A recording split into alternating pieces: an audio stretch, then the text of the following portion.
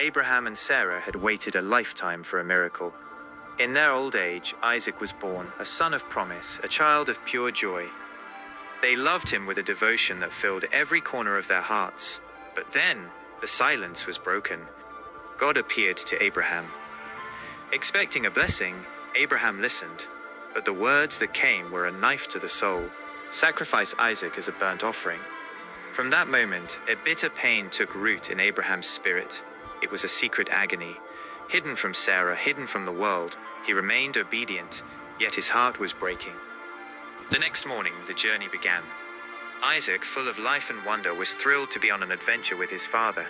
He saw only the beautiful path ahead, while his father, walking beside him, carried the weight of the world in silence.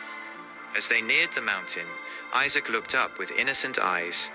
"Father," he asked, "where is the lamb for the sacrifice?" "My son," he whispered, "God will provide." Leaving the servants behind, the father and son climbed Moriah alone. Together, they built the altar, stone by stone, Isaac happily helping his father, never knowing that he was the one the wood was prepared for. The wood was laid, but then the world shattered. Without warning, Abraham reached for the ropes. Isaac's confusion turned to terror as his own father bound him. He begged. He pleaded for his life. But Abraham, blinded by the weight of a divine command, could only see the will of God. He raised the knife, his heart already dead inside. Suddenly, a voice tore through the heavens. "Abraham, stop!" The knife fell to the dirt. Abraham saw the ram caught in the thicket, a substitute provided. He rushed to untie his son, reaching out for a desperate embrace, but Isaac flinches. The boy's eyes are hollow. In that moment, Isaac didn't see a man of faith. He saw a murderer. He turned and ran, fleeing into the wilderness. Abraham offered the ram, but he returned to a home that was no longer his. Isaac had told Sarah everything, and without a word of goodbye, they left him. Sarah could never again trust the man who would sacrifice their only miracle. Isaac grew up in the shadow of that mountain, his faith in his father forever broken.